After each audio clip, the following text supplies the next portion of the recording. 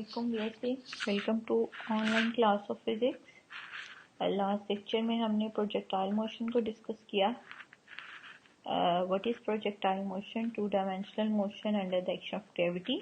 उसकी x axis के along force को, एक्सेलरेशन को, वेलोसिटी को, और फिर वाई एक्सिस के अलोंग फोर्स, एक्सेलरेशन और वेलोसिटी को डिस्कस किया।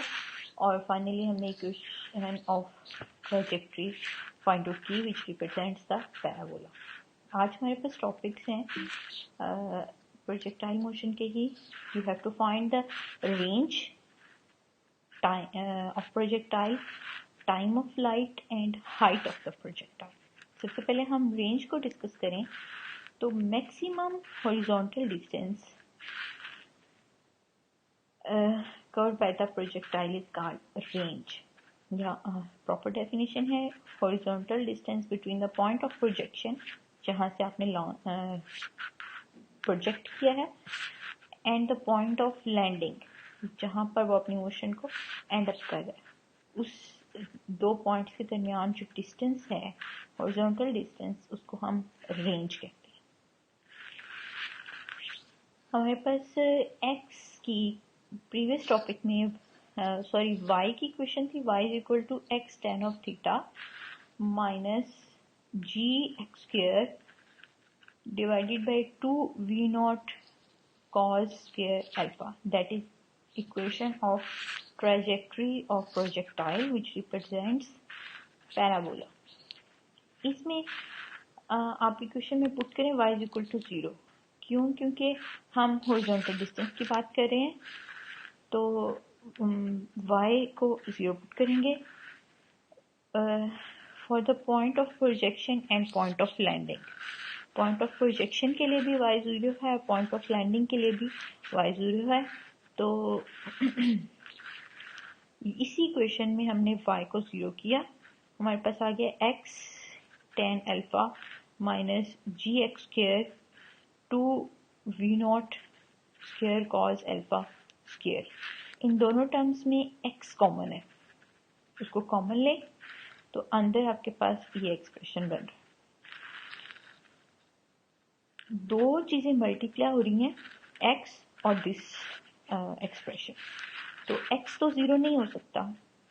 क्यों? क्योंकि हॉरिजॉन्टल डिस्टेंस है, रेंज की बात कर रहे हैं, तो इट मीन्स कि ये एक्सप्रेशन 0 हो सकता है। दो चीजें जब मल्टीप्लाई हो रही हो तो उनका आंसर 0 हो तो अंडरस्टूड है कोई एक चीज 0 होगी। x 0 नहीं है, x is the horizontal distance. हम रेंज की ही बात कर रहे हैं, हॉरिजॉन्टल डिस्टेंस की ही।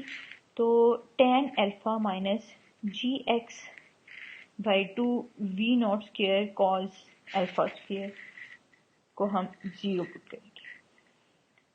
ये टर्म इधर माइनस की है, उधर जाकर प्लस की हो जाएगी। यहाँ से आपने क्या फाइंड आउट करना है? Horizontal distance. तो x represents the horizontal distance. x को इधर रहने दें, बाकी सारी चीज़ों को जो इसके साथ मल्टीप्लाई और डिवाइड हो रही हैं को दूसरी साइड पर ले जाए। 2 इधर डिवाइड हो रहा है, उधर जाकर मल्टीप्लाई होगा। v0 स्क्वेयर इधर डिवाइड हो रहा है, उधर जाकर मल्टीप्लाई होगा। cos स्क्वेयर इधर डिवाइड हो रहा है, उधर जाकर मल्टीप्लाई होगा। g इधर मल्टीप्लाई हो रहा है तो उधर जाकर डिवाइड होगा। आपके पास इस इक्वेशन से ये बन जाएगा। x is the horizontal distance जो हमें फाइंड आउट करना है, बाकी सारी चीजें। tan थीटा को अगर रेशियो को ओपन करें तो tan theta is the sine of theta divided by cos of theta. Cos theta एक कॉस थीटा से कैंसिल, पीछे आपके पास यहाँ बचा कॉस ऑफ थीटा और यहाँ बचा साइन ऑफ थीटा। तो आपके पास 2v0 square cos of theta sine of theta divided by g। इधर देखें, v0 is the initial velocity, side पे कर लें तो आपके पास 2 cos of alpha sine of alpha, एक ट्रिग्नोमेट्री का एक फॉर्मूला बन रहा है, sine 2 alpha. Sine 2 alpha is equal to 2 cos of alpha sine of alpha. तो इस पूरी ब्रैकेट में हम ये फार्मूला अप्लाई करेंगे। 2 cos of alpha sine of alpha is equal to sine 2 alpha. This is the value of horizontal distance between the point of projection and point of landing, which is called range. Range is equal to x is equal to v naught square sine 2 alpha divided by g. This is the formula for the range of projectile. Next हमें ये discuss करना है कि range maximum कब होगी. Range will be maximum when derivative of range with respect to alpha is 0. यहाँ variable सिर्फ alpha है. v नॉट आपकी इनिशियल वेलोसिटी आपको पता होती है. g कांस्टेंट है 9.8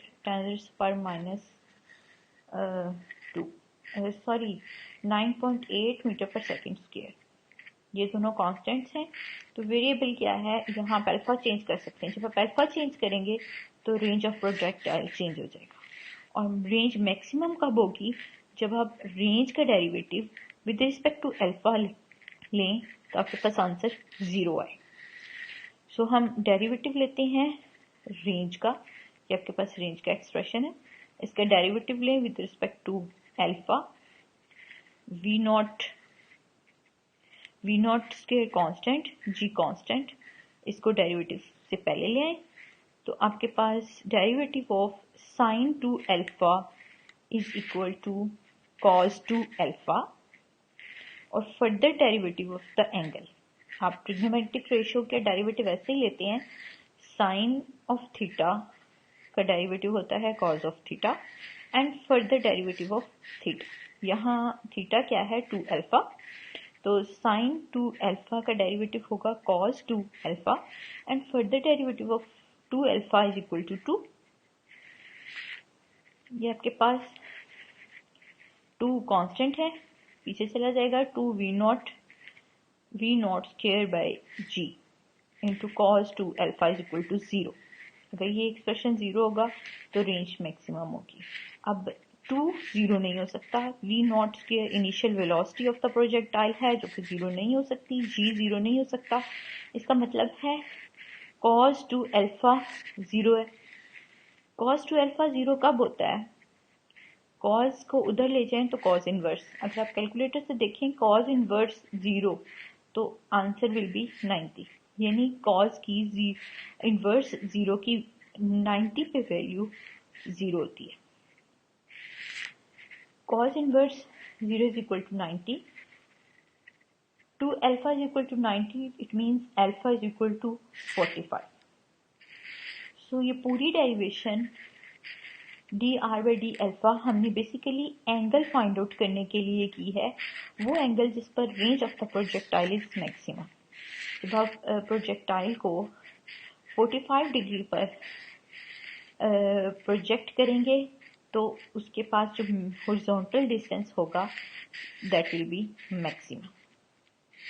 ये आपके पास 2 टॉपिक्स हैं basically, range of projectile and maximum range of projectile. Next है आपके पास time of light. Time of light, time taken by the projectile between point of projectile and point of landing. यानी जिस पॉइंट से आप उसको project कर रहे हैं उस पॉइंट से लैंडिंग पॉइंट तक का डिस्टेंस कवर करने के लिए जितना टाइम प्रोजेक्टाइल ने लिया है उसको हम टाइम ऑफ फ्लाइट कहते हैं. ये आपके पास स्टार्ट होता है from point of projectile to point of landing. y is equal to v naught sin alpha t minus 1/2 gt square. Equation number 5.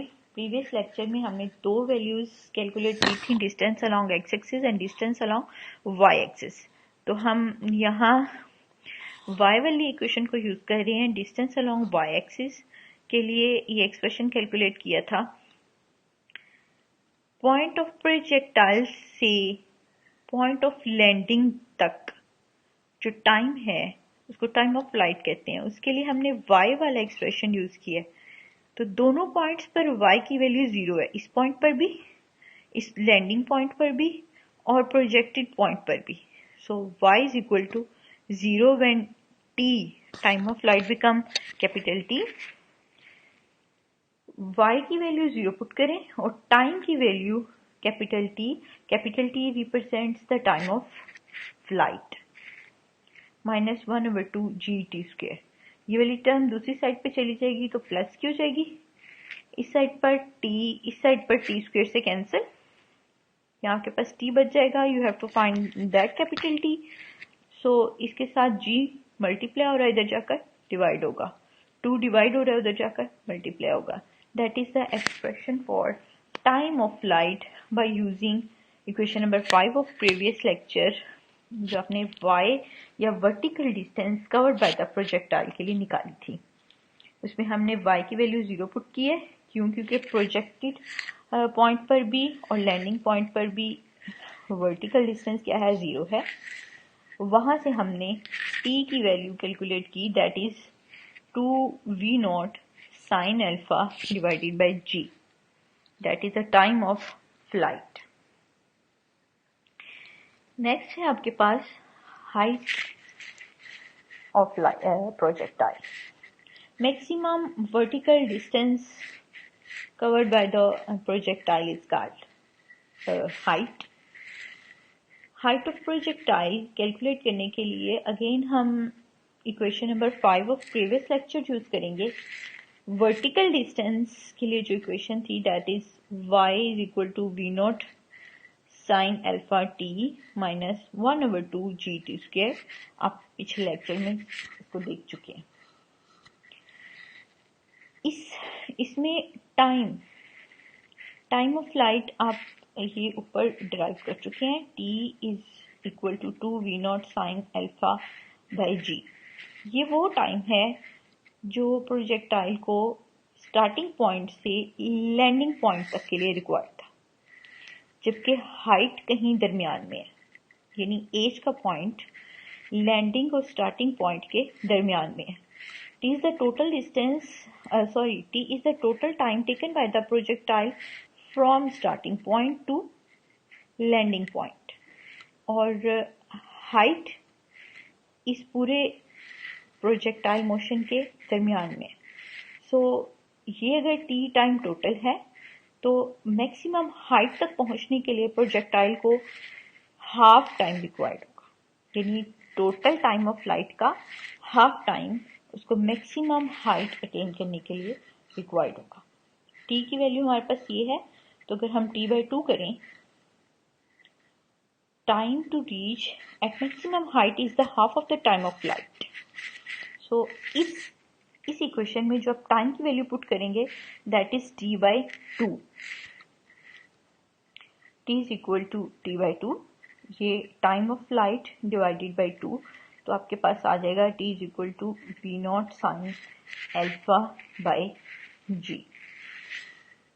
इसकी वैल्यू आप वर्टिकल डिस्प्लेसमेंट की जो इक्वेशन है उसमें पुट करें. y is equal to v0 sin alpha. t की value आपके पास आई है v0 sin alpha by g -1/2 g t, again t की वैल्यू. तो आपके पास ये एक्सप्रेशन कुछ ऐसे बन जाएगा. एज हाइट को रिप्रेजेंट कर रहा है, v0 sin alpha, that is the value of time which is the half of the time of flight जो हमने ऊपर कैलकुलेट की है.